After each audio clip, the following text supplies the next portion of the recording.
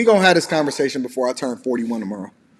We are definitely gonna get to the and giggles before I turn 41 tomorrow. No. You didn't escape this part of the conversation. You didn't escape this part of the conversation. You think that just because you got the same job as the chick that you lay next to, you work in a call center, homie.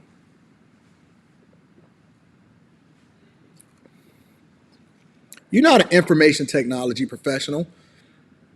You're a call center worker, homie. And just because you work in the same building as the majority of the information technology professionals don't mean you IT.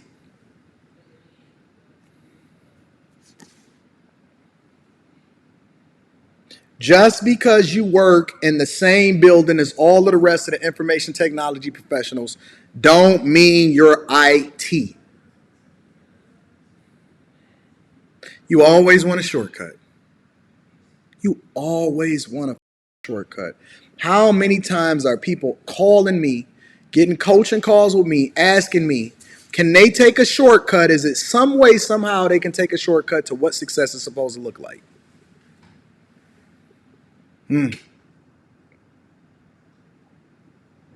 You want to have sex, but you don't want to be responsible for what comes after that.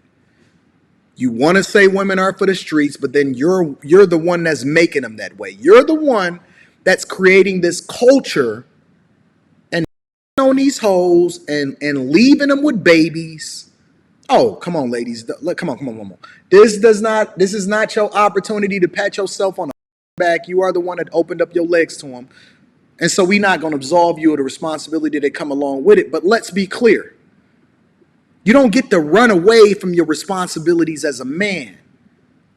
You don't get to say, yo, I'm about to get divorced because I'm not feeling this chick right now, or she made me feel some kind of way. You've created the environment by which she then thrives in.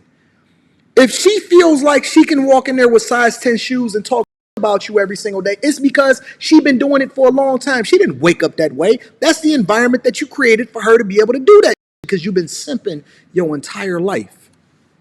And I'm going to give you some rope. It ain't even your fault. It was your daddy's fault. It was your daddy's fault. Your daddy told your mama, happy wife, happy life. That's what he said.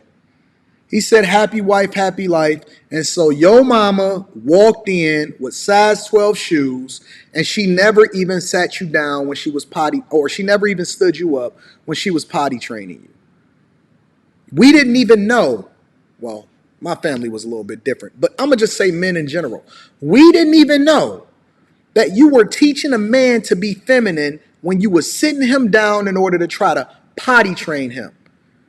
You never even knew to stand that little up so that he can pee the right way, but you started emasculating him from the time that he was born. You never even knew. And you know why you never knew? Because it wasn't a in the household in order to try to set you straight.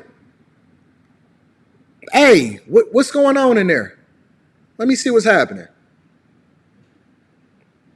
What's happening? Even with my daughter, you know, my wife will come to me and say, yo, Anton,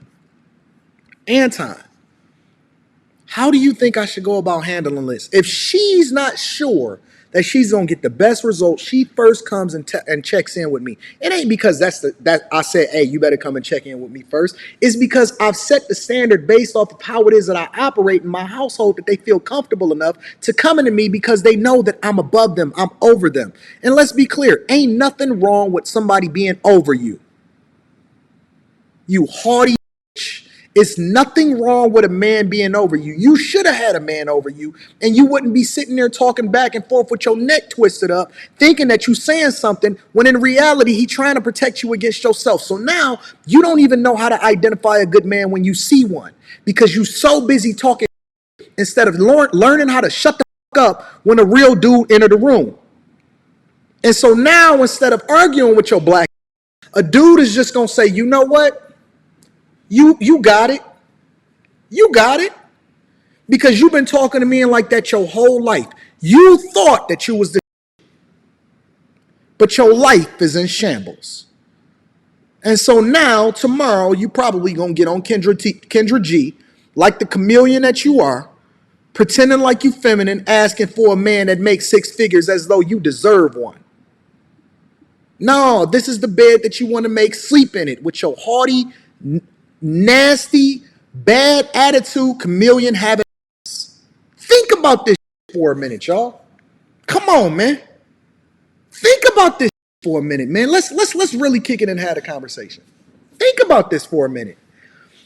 If these women are so awesome and feminine, why are they having such a hard time finding a man that would want to marry them?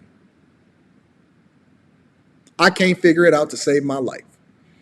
If you got everything and you doing everything that you're supposed to do, and you're meeting men on a regular basis, help me for the life of God to understand why there is not one man. I mean, we have a whole group of men out here, white, black, Indian, Asian, Hispanic, all the way across the board.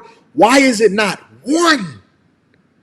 We got all of these feminine content creators on the internet, and ain't not one of them can find a man that want to marry him. Not one. Not one. I'm not talking about no boyfriend. I'm not talking about no forever fiance. Why is it that not one man wants to marry you? That is insane.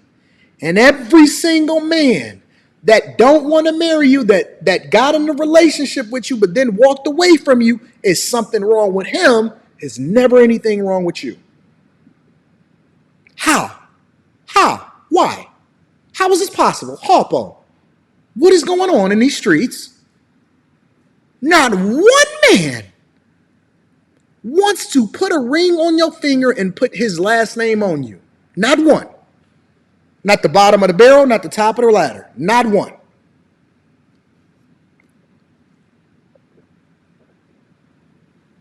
They all dusty. They all trash. They all dust buckets. My mom was widowed. From the time that my father died to the time that she got married was the equivalent of about 2.5 years. And she's been blissfully married for what, like 5 years now? 6 years now? My mom was widowed for like 2.5, 3 years. And she was remarried again. And you telling me that these women that are in their 20s and 30s can't find one man? I mean, this guy was willing to be vetted by me and all of my brothers. Coolest dude, got a great job, awesome guy, no kids that's out of wedlock or nothing like that, no previous issues and problems. And this man just came and married my almost 70-year-old mother. And you can't find one guy? Not one? Not one man. I ain't talking about the dude that want to. That's a completely different conversation. I'm not talking about the dude that hit it and quit it. I know a lot of y'all say, well, I get good men that talk to me all the time, but ain't none of them want to marry you?